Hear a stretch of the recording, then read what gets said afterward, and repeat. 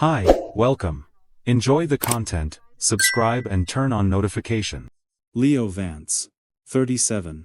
A forensic accountant. It was a career that suited his temperament perfectly. A profession built on one unshakable principle. Numbers do not lie. People did. Systems had loopholes. But the raw data, if you looked at it long enough, would always confess. His life, like his work, was a carefully constructed ledger. Balanced and predictable. He and his wife, Camila, lived on the 42nd floor of a sleek glass tower in downtown Chicago. Their apartment was a testament to modern minimalism, cool gray walls, polished concrete floors, and windows that offered a stunning, almost unreal, panorama of the city. Life was comfortable, orderly. Camila Reed, 35. She operated in a different universe. A senior marketing director at Aether Collective, an agency that thrived on chaos disguised as disruption. Her world was a whirlwind of client dinners, late-night brainstorming sessions, and a constant barrage of notifications. They had been married for 6 years. No children. A mutual decision, or so Leo believed. He was comfortable with that belief. Their routines were a study in contrasts. He worked from home, a command center of monitors and files. She left before the sun was up, and returned long after it had set. Weekends were their attempt to sync their disparate rhythms. Brunch. Binge-watching a series. A walk along the lake. It was a rhythm, yes. But he would soon learn. It was the steady, metronomic beat of a clock, ticking down. The crack in the foundation appeared on a Sunday night. They were on the sofa, watching a prestige drama about a marriage unraveling. On screen, a husband had just discovered his wife's long-term affair. The scene was visceral, raw with the man's agony. Leo found himself leaning forward, his jaw tight. Camila, however, was unmoved. She was curled at the other end of the sofa, eating sourdough toast with raspberry jam. Then, with a casualness that would haunt him for months, she spoke. Honestly, she said, taking a small bite. Infidelity is normal. The mistake isn't the act itself. It's the failure to forgive. Leo's finger jabbed the pause button. The actor's anguished face froze on the screen. The sudden quiet in the room was immense. He turned his head slowly, studying his wife. What do you mean, normal? Camila shrugged. An easy indifference. Everyone is tempted, Leo. It's just biology. Boredom. Opportunity.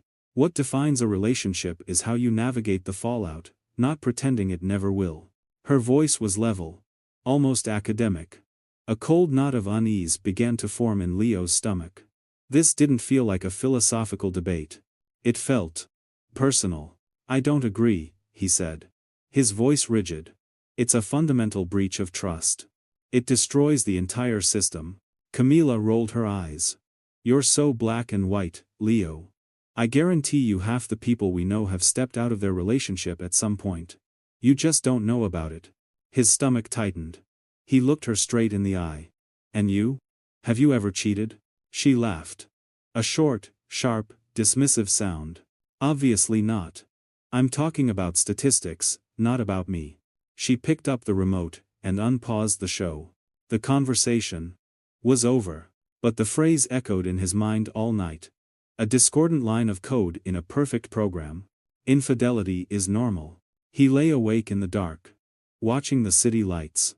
Why would she say that? Was it just a provocation? Or was it something more? Was it a warning? In the days that followed, Leo's world shifted. The comfortable predictability he had cherished now seemed like a thin veneer. His mind, trained to detect anomalies, began to operate on a new set of parameters. He became an auditor of his own life. The small things, details he had once dismissed, now stood out like red flags. Exhibit A, concealed communication. The phone on the island. Face down. A notification, a private, fleeting smile. Then quickly flipped away. Exhibit B, a scent not meant for him. A heavier, musky fragrance she wore on her late nights, a scent she never wore on the weekends, with him. Exhibit C, unverifiable overtime. The late nights at the office. Once sporadic, now a fixed part of her week. Big product launch, she'd say. The explanation was plausible.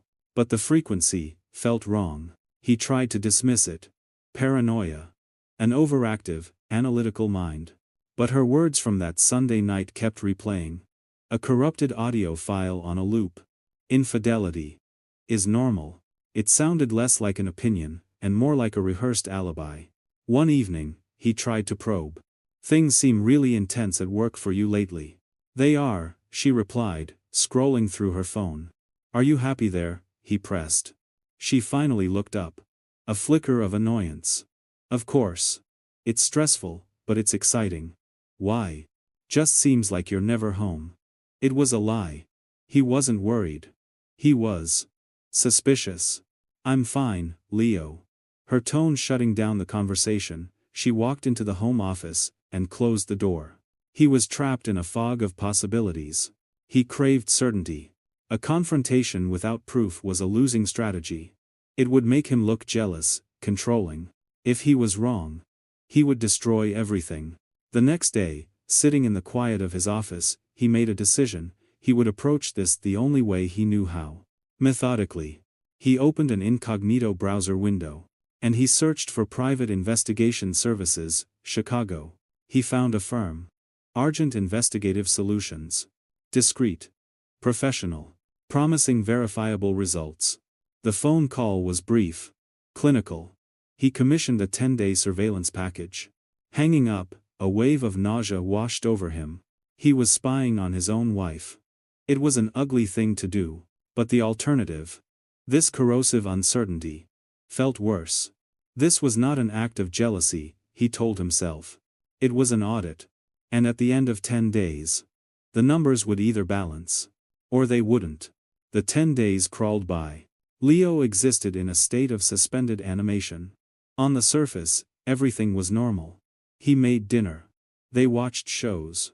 She was cheerful, even more affectionate than usual. Was it genuine, or was it a performance? The first report arrived on a Friday afternoon. Case file 734, initial report. Leo closed his office door, his heart hammering. He opened the encrypted PDF. He scrolled through the document. A dry, factual log of her movements. Monday, departed residence 7:15 a.m. Arrived at residence 9:05 p.m. Tuesday. Attended client dinner. With 3 colleagues. Photos attached. The photos were innocent. The routines were mundane. The final summary was blunt. No suspicious activity observed. A wave of immense, dizzying relief washed over him. He had been wrong. He was the monster. The relief was immediately followed, crushed by a wave of suffocating guilt. He almost called the agency to cancel the rest of the surveillance. But something held him back. Perhaps it was the skeptic in him. The professional voice that whispered, the most dangerous fraud is the one that looks perfectly normal. Perhaps it was the memory of her tone that night. Or perhaps, it was fear. The fear of being made a fool of. He had to see the audit through to the end. Just to be certain. He authorized another 10 days. The second report arrived on a cloudy Thursday morning. Case file 734, final report. He opened the file. And the first photograph hit him with the physical force of a punch. It was Camila, stepping out of her car. On a quiet, residential street he did not recognize. She was parked in front of a modest, single-story bungalow, with a faded blue door. She glanced over her shoulder. A quick, furtive look. Before walking to the door. The next photo, the door opening. A man. In his early 40s. Dark, unkempt hair, a plain black t-shirt. He smiled at Camila. And she smiled back. It was a smile Leo hadn't seen in years. A bright, unguarded, almost girlish smile. The report provided the man's identity with cold efficiency. Rowan Fields. Age, 44. Occupation. Full-time rideshare driver. The subsequent photos, a time-stamped, damning timeline. 8:07 p.m., subject Camila Reed enters the residence. 1:15 a.m., subject Camila Reed exits the residence. The final photos were the most brutal. Her hair, messy. Her dress, wrinkled. She was carrying her shoes in one hand. She got into her car. checked her reflection, and hastily fixed her hair, before driving back home. To the bed where Leo was, presumably, sleeping. Unaware. He read the report 3 times. Then a 4th. The room felt like it was tilting. The walls. Closing in. He didn't shout. He didn't cry. He just sat there. His hands shaking. 6 years of marriage. Incinerated. In a handful of digital photographs. For a full hour. Leo remained frozen. An emotional outburst was a tactical error. It ceded control. He needed more. He needed irrefutable proof. The narrative behind the pictures. Then. He remembered. The shared iCloud account. A forgotten backdoor into her digital world. A fatal system vulnerability. He opened his laptop. Logged in. Navigated to her message archives. And he clicked. What he found was not a fleeting mistake. It was a parallel life. The message thread with Rowan Fields. Went back 8 months. It began innocuously. A lost wallet. A thank you. Then. Light, flirtatious banter. Then. Personal confessions. She complained about her job. About her life. Rowan was an attentive audience, showing a level of interest Leo recognized he himself hadn't shown in years. Within a month. They were meeting for coffee. Then dinner. Then. The first mention of his house. Rowan, why don't you just come over to my place? It's quiet. Private. Camilla, I'd like that. Leo's breath hitched. He kept scrolling, a masochistic compulsion driving him forward. He saw the things she said to Rowan. Words she had never said to him. Camilla, Leo is a good man. But he's so predictable. Safe. Camilla, with you, I feel this intensity. It makes me remember what it's like to be alive. And then. The sentence that shattered everything. The line that invalidated their entire existence. With you, it's different. It's real. He also discovered the second layer of her deceit. To Rowan. She had presented herself as single. Camilla, marriage is a trap. An outdated institution, I prefer my independence. She had not only cheated on her husband, she had erased him. A calculated, long-term fraud. Her comment on the couch infidelity is normal wasn't a provocation. It was her mission statement. Leo finally closed the laptop. He rested his head in his hands. The pain was a physical weight in his chest. But beneath the pain, something else was crystallizing. A cold. Hard. Clarity. He would not be the weeping husband from the television show, he would not be the victim. He was a forensic accountant. And he had just completed his investigation. The fraud was confirmed. The evidence. Compiled. Now came the final phase. The asset liquidation. Systematically. Irreversibly. Leo did not sleep that night. He lay perfectly still, while Camilla snored softly beside him. She was no longer his wife, she was a liability he was about to divest. The next morning. Was executed with cold, clinical efficiency. He made coffee. He kissed her goodbye at the door. Have a good day, he said. A perfect imitation of a loving husband. The moment the elevator doors closed. His operation began. His first call. Was to his lawyer, Daniel Chun. He emailed the entire dossier. The photos. The text messages. Daniel called back within the hour. Leo. This is airtight. What do you want to do? I want to file for divorce, Leo said. His tone final. And I want her out of the apartment before she even knows what's happening. That's aggressive, Daniel cautioned. Do it, Leo said. His next call was to a locksmith. They could be there by 2 p.m. Then. He began to pack. He pulled out 3 large, empty suitcases. And methodically, he began to pack Camilla's life into them. It was not a furious act. It was an inventory. He folded her dresses. He paired her shoes. He collected her cosmetics. By late afternoon, 3 suitcases and 4 boxes stood by the front door. The locksmith arrived. Each click of the new lock falling into place. Felt like a final, decisive keystroke. Closing a corrupted file. Forever. On top of the boxes, he placed a simple white envelope. Inside, a handwritten note. Camilla. You said cheating might be normal. Consequences are, too. All evidence of your 8-month affair with Rowan Fields is with my lawyer. Do not attempt to contact me. The locks have been changed. Your belongings are here. The divorce will be swift. Do not contest it. Leo. He also included several printouts of the clearest photographs. At 8:30 p.m., he heard the elevator. Footsteps. The scrape of a key against the new lock. A pause. Another more forceful attempt. Silence. Then, sharp knocks. Leo? Leo, are you there? The key isn't working. Leo sat on the sofa.